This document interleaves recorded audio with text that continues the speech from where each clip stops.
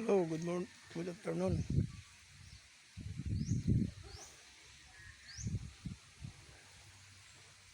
Ning kapunon mga friend, mag-istor lang ta mahitungod ning hitabo karon. Ang gasolina grabe na nga pagsaka. Gumikan sa gira. Pero dili kita mahibulong no kay kini nga mga panghitabo gitagna man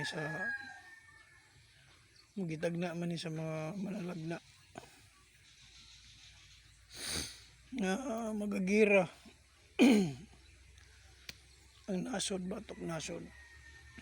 Ug gingharian batok gingharian.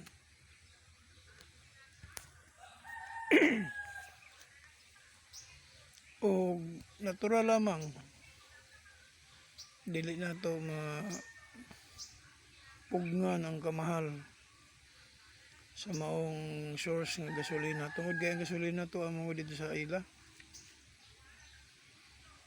Mao ni nga mahal gyud. Pero maabot ang panahon mga friend, mga idol, nga kung mahusay na ang tanan, kaya doon giingon nga magira nasod batok nasod, gingharian batok gingharian. Mao na ang gitagna. Apan adunay usa ka nasod nga muhari sa tibuok kalibutan. Nga siya na magdominar sa tanan mga nasod. Ug moabot ang panahon nga pertinang ayuha nga naman. Tungod kay kung magkaisa na ang nasod, magkasinabtanay na tanan, usa lang ka gobyerno. Way rason nga dili mo asenso. Tungod kay sharing naman na. Pero ang tagna pod sa Bible, moingon nga adunay isa basa ka taong yawanon nga muhari sab nga magadala sa iyang numero nga mapintas naman na nga maganumero og 666 katong dili makamembro, dili makapalit o dili kabaligya. So ang pangutana unsaan man niya paghimo ini ani nga mukalit lag siya hari wa man siya mikigubat. Mao na ang tanong nga kining kuan karon, kining gera karon na adunay mga gyud ni muhari nga nasod. Sa duda nako ang muhari ani musakay pod ng mga taong yawanon. Og ang gobyerno usa na ug ang reliyon usara. So kung ang usara ang reliyon ug usara ang gobyerno sa tibuok kalibutan, way rason nga dili moasenso ang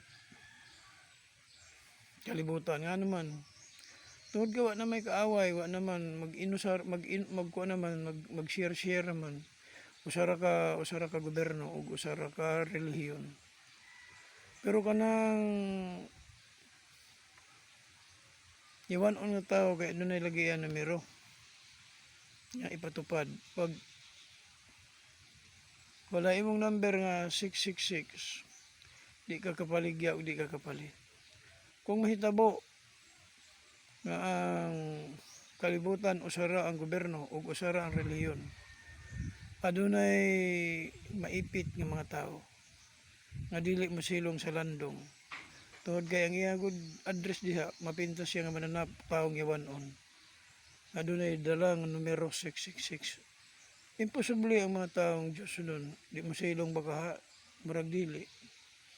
Pero dili sa basta-basta nga mag-impil-impil ka, mag-apil-apil nga nang gitawag og Diyos nun. Kung wala imong binuhatan. Kaya that is guided by the Holy Spirit. Kung magluto sa manggaling, di ka mag-apil kung murag hilaw ang imong pangalagad sa Ginoo. Kung ikaw Ginoo unya hapaw-hapaw ra, abot lang ka. Kay dili pwede nga magpakamatay ka kung dili saktong imong kuan. Guided by the Holy Spirit. Mabitaw nag-ingon diha nga ang mga bunglayon ug ang mga naa nagsagol. Ang bunglayon kanang bunglayon sagbot ug ang mga katawhan sa Dios. Mag-uban pagsimba. Ang luyo di ana bunglayon, ang luyo trigo. So kanang mga bunglayon di man na makasustener. Bisag sige pa nagsimba every ting simba. Di pang hukom nga naman kay gingala naman sila nga bunglayon sagbot ba. Ug ang trigo mao na ang makasustener. Abot na nga panahon. Thank you and good afternoon sa tanan.